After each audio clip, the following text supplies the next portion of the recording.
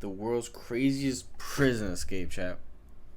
From Fern. Let's just get straight into the shit. 2018, 9:20 a.m. A high-security prison south of Paris, one of the largest, most modern, and most secure detention centers in France. Hundreds of guards, massive 17-foot walls lined with barbed wire and armored doors. The courtyards are covered with anti-helicopter netting. On all four watchtowers, snipers with assault rifles stand at the ready. In solitary confinement cell 207, inmate number 00-10189 waits to be escorted to a visiting room. He is the most heavily guarded prisoner in the country. He was involved in at least 30 robberies, some including hostages, one involving a cash in transit heist that led to the death of a police officer. Twice, he slipped away from the police right at the scene of the crime. Damn. And 5 years ago, in 2013, he pulled off a spectacular escape from another high-security prison, using a smuggled gun and explosives to blast his way out. Two guards unlock his cell to pat him down. They do find something suspicious, but it's just a pack of gum. The guards like him, despite his staggering record of high-stakes crimes. He's easygoing, funny, and likable. It's almost like he's perfectly comfortable here, behind bars. 20 miles away, 65-year-old flight instructor Stefan Bai welcomes two new students, Frédéric and Julien, father and son. They're both hyped for their flight. They say they just want to tag along and watch him fly, not pilot themselves, but they do request it to be on board the Alouette 2, a vintage collector's model from the 1950s. The pair have been marveling at it because it just looks so pretty. Something feels sketchy.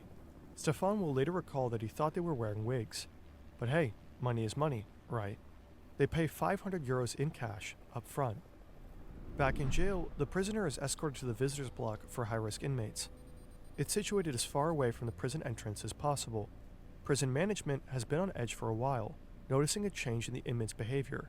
He's received more visits and seemed to be sending coded messages during phone calls. His casual vibe with the guards could be a tactic to extract useful intel. A couple of days ago, a drone was spotted scouting the facility from above. Stefan is waiting for his students on an open field. He has landed on the clearing because they said they needed to stop to pee. They stepped out and disappeared behind some trees. When they return, they're armed. They claim to know his family and his home address. They say they have been watching him for months, and that their accomplices are waiting at his house as they speak. If he doesn't do exactly as they say, his family dies. They'll tell him where to fly next. On the visitor side of booth number 50, the inmate's older brother is waiting to see his sibling. He has no idea that his little brother is about to pull off the most spectacular prison break in French history.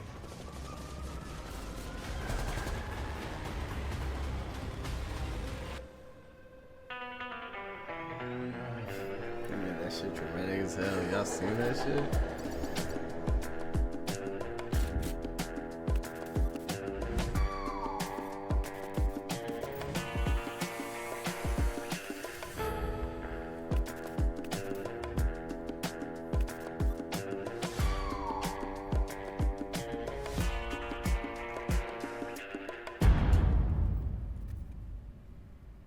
The prisoner calmly waiting for his helicopter ride is Redouane Faïd. He's the country's most infamous criminal. He's also a best-selling author, eyebrows, bro. a movie buff and adrenaline junkie, and to many in France's immigrant suburbs, he's also a legend. But to understand all this, we need to go back to the beginning.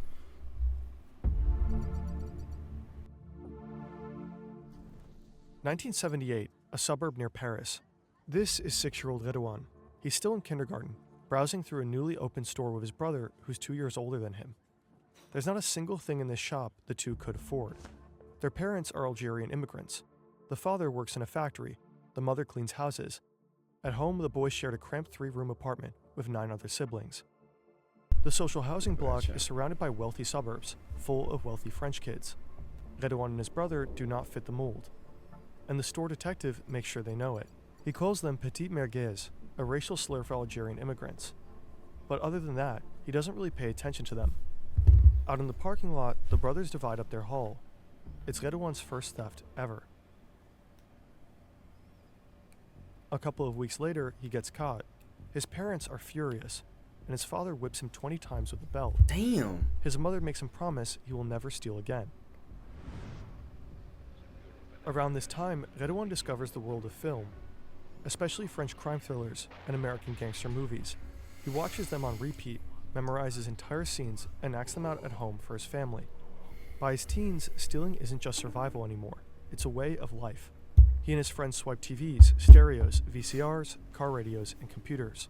They use the money to buy Adidas sneakers and flashy tracksuits. But more than anything, they go to the movies. Again and again. Then, at 18 years old, Redouan commits his first bank robbery. He walks in armed, straight up? holds the bank employee at gunpoint, and threatens her with a line straight from the French crime film, Marine. Shut up. Do what I tell you. I've got nothing against you. I only want the money. Think of your children. You good, shawty? Yeah.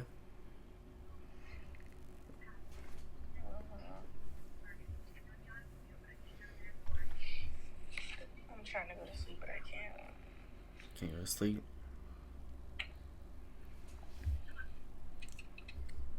Yeah, man, that's what I'm here for.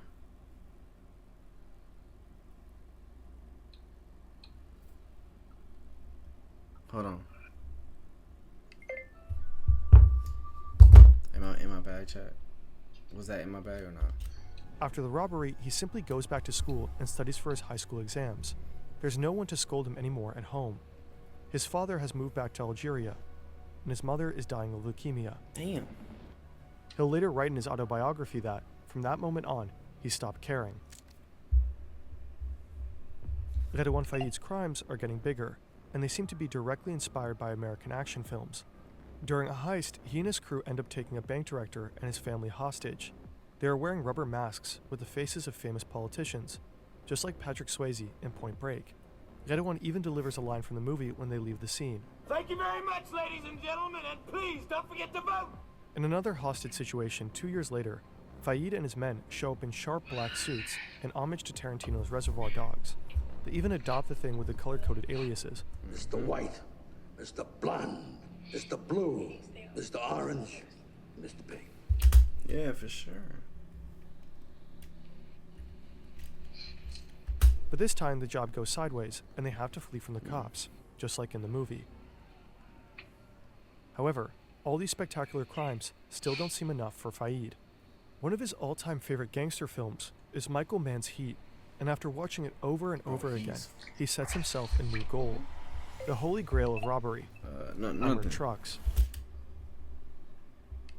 Bro, he is fire as fuck. Like, actually fire. An industrial area on the outskirts of Paris. Faïd is behind the wheel of a Renault. Yeah, I'm here. He spots his target, a 6-ton armored truck with 3 armed guards inside, and slams his car straight into it. Within seconds, 2 more cars appear, blocking the truck from the front and back. 5 men in hockey masks jump out, AK-47s in hand, just like in the movie Heat. They surround the truck, moving fast. One of them slaps an explosive-looking package onto the windshield. The guards step out and surrender.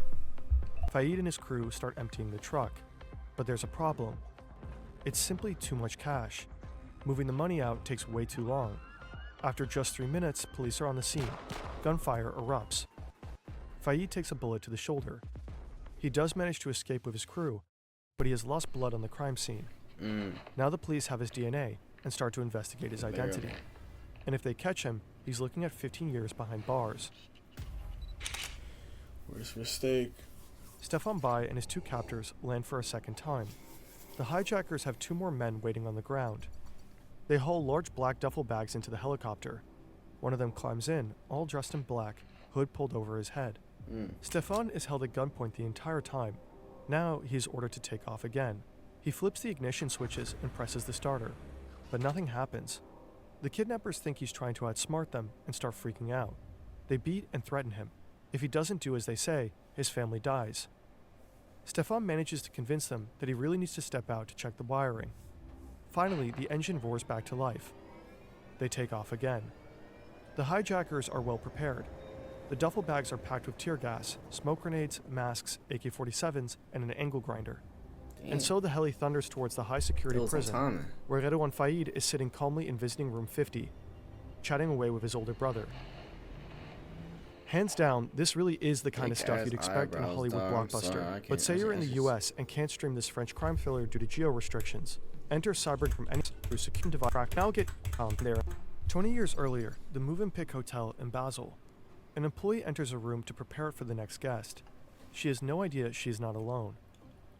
Redouane Faïd has been hiding there for over 3 hours. Outside, the police are searching for him across the entire city. A few hours earlier, Faïd was arrested on a train heading from Germany to France. German federal police took him into custody. He had been hiding abroad for months. But when the officers escort him off the train, he manages to break free. He runs straight across the tracks to shake the cops. A train roars in and blocks the officers from following. Like a movie? Man, be He for jumps real, several meters dog. down and twists his ankle, so now he's limping. Somehow he makes it to the back entrance of the Movenpick Hotel and sneaks inside. He finds several open doors, since the cleaning staff are still working. He needs to get out of here somehow. He thinks about calling a contact in Strasbourg, but he doesn't have a phone, so what now? There's a payphone right outside the hotel, but he also doesn't have any coins. He calmly approaches the receptionist to ask if she can give him some change for a bill. She places the coins in front of him, which leads to another problem. His hands are still cuffed. What if she notices and calls the police? Faïd keeps it cool, acts like he's casually reading a promo poster behind the desk. The moment the receptionist turns away, he quickly scoops up the coins. The first call fails, and he disappears onto the hotel rooftop to hide for a couple of hours. He tries again, turns around, and finds himself surrounded by 20 police officers. Bro, she noticed, bro. She noticed. The next day, Faïd is at the hospital with 2 officers to have his ankle checked. He seems to be in serious pain, but that's just an act. In a fraction of a second, he drops his crutches and snatches a gun from one of the officers. He trained in Krav Maga during his time in Israel, a super efficient military combat technique designed for fast defense and brutal disarmament. Before the second officer can react, Faïd drives his elbow into his face. The officer drops, and Faïd takes his gun too. Then he runs, as fast as he can, for the second time in 24 hours. You would think a guy like that would be watched extra closely in jail. Literally. At 11:18 a.m., this prison guard hears a strange noise. A low hum or buzzing sound coming from outside. To her, it sounds like a leaf blower. Weird, she thinks.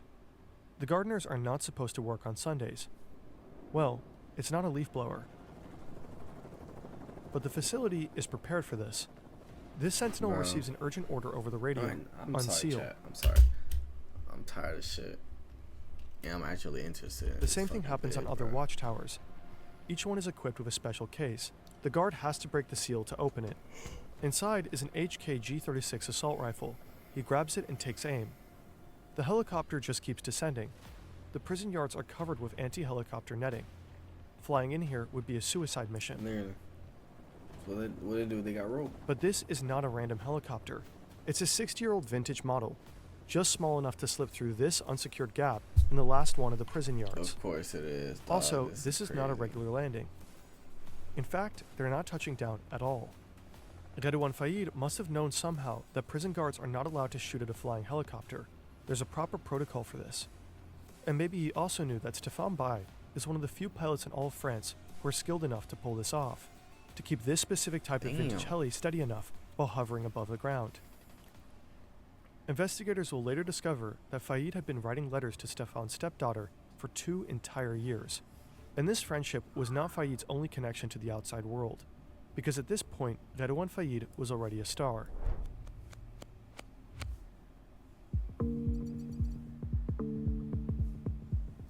October 2010, 12 years after his escape in Basel, 8 years before his helicopter prison break, Redouane Faïd sits in a French talk show. Gangster, braqueur, voyou, voleur, appelez ça comme What vous voulez, the revendiquez fuck? à peu près tous ces mots-là. Bonjour Redouane Faïd. Bonjour. Les banques, vous en avez braqué combien en tout? Alors, officiellement, j'en ai braqué qu'une, puisque j'ai été condamné que pour une banque. On m'a soupçonné d'en avoir braqué une trentaine, mais bon, ça, c'est que des dires et des racontards. He's a welcome guest at the time, a bit of a sensation even. Redouane Faïd has written a book about his cinematic crimes, so now he's making the rounds on French TV to promote it. C'est terrible de dire ça, mais le I'm cinéma sorry, était but pour this moi un shit would mode not d'emploi happen in pour America, braquer. dog. Et on voyait ça un petit peu, l'attaque de fourgon blindé en ligne de mire. Pourquoi? Parce que quand tu attaques un fourgon blindé, c'est le top des tops. The caption on screen reads, former gangster. Well, not so long ago, he was anything but. In late 1998, 3 months after his escape in Basel, Faid was caught and sentenced to 18 years in jail for armed robbery. He was granted parole for good behavior after just under 9 years. Now he presents himself as a changed man, as someone who has learned his lesson. La vie de bandit, c'est que de la vie de merde. Vous savez, vous faites souffrir tout le monde. Quand vous allez en prison, c'est une sanction carrément qui est collective parce que votre famille, votre femme, vos enfants, vos frères, vos sœurs, vos parents, tout le monde paye. He got married. His brother has landed him an office job. He appears to be taking it easy now. At one point, he attends a he film can't event run where from the Michael game. Mann is physically present, the director of Heat, the very film that inspired his biggest heist. Moi, personnellement, je suis un ancien gangster. Malheureusement, je ne m'en vante pas. Je viens de faire une dizaine d'années de prison. J'ai attaqué des fourgons blindés, des bijouteries, des banques, monsieur Toubiana, je pense.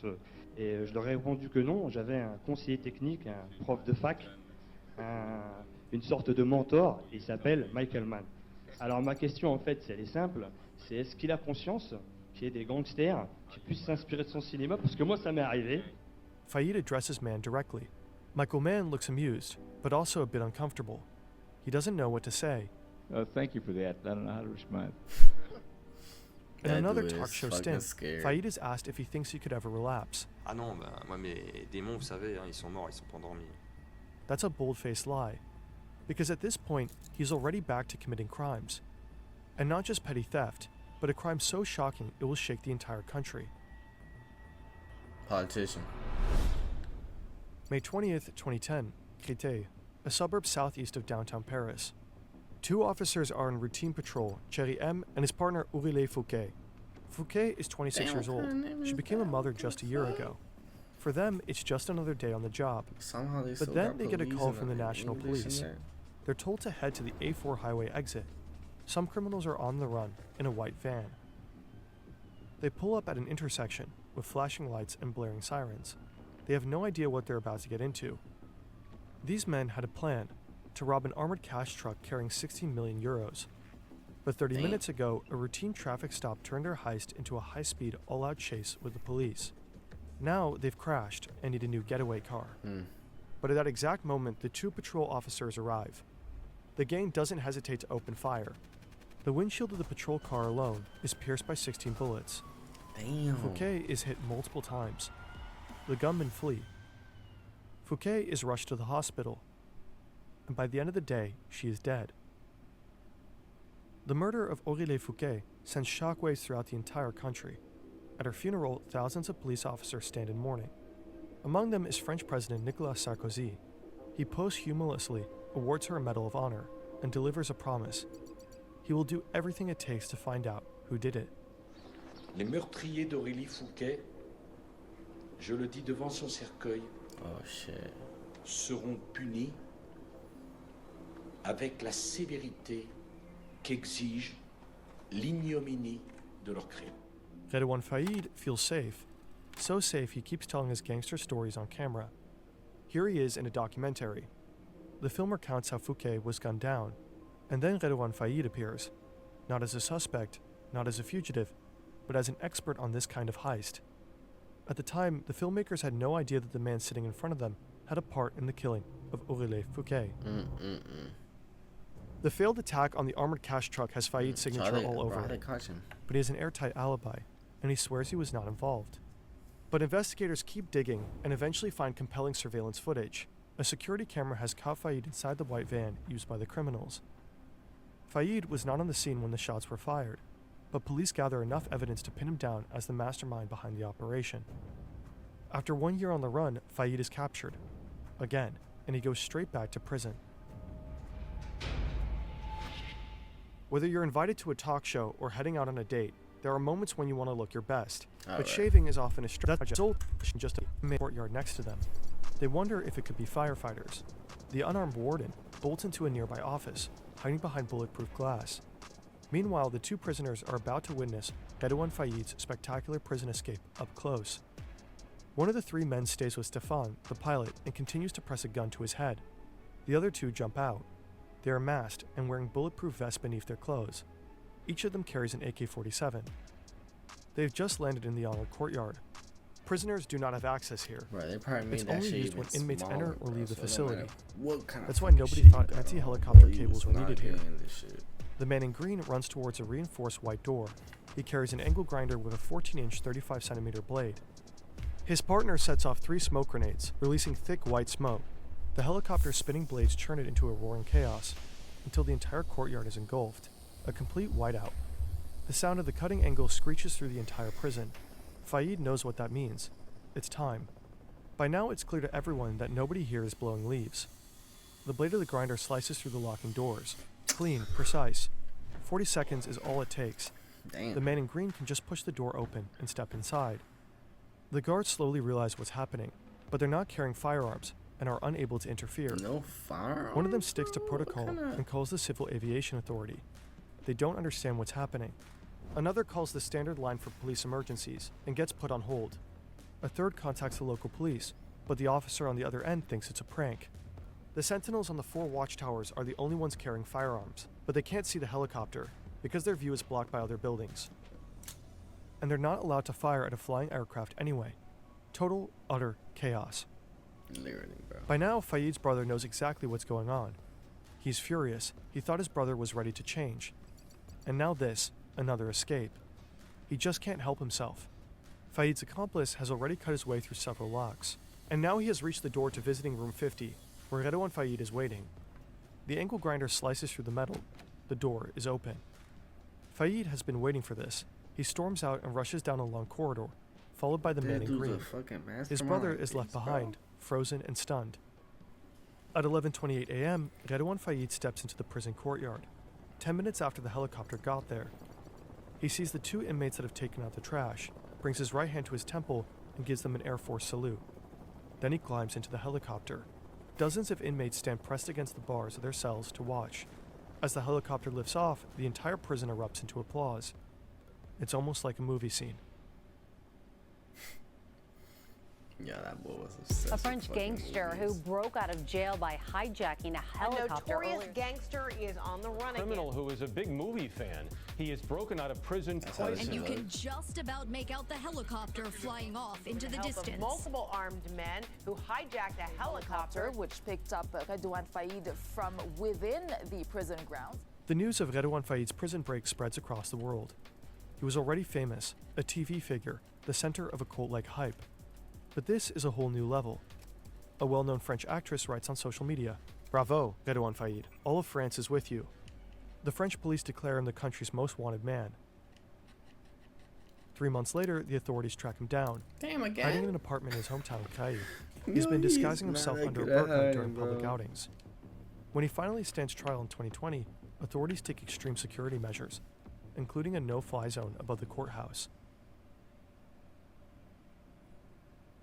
The court cites a psychiatric assessment describing him as a social predator and gifted at manipulation. He uses his charm and intelligence to control others and get what he wants. Faid himself says that for him, it was always about the adrenaline. He says he is addicted to it and calls himself a sick man. His Hollywood-style heists made headlines worldwide, but he also made his family suffer, traumatized hostages, and caused the death of a 26-year-old police officer. Damn. Faid stood 2 separate trials. For his heists, his role in Aurélien Fouquet's death, and his 2 escapes from prison. He was sentenced to a total of 39 years in jail. His lawyer says he's been held in solitary confinement since 2019. He is strip-searched up to 5 times a day at random intervals. At least 4 guards escort him to each and every one of his phone calls. No, and even then, his hands have to remain in shackles.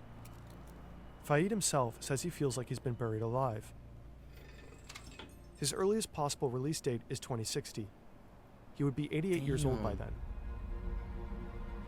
Solitary confinement for all those years, bro. That shit's fucking crazy. That shit's fucking crazy. On the morning of July 5th. Yeah. On the morning of July 5th, I don't give a fuck.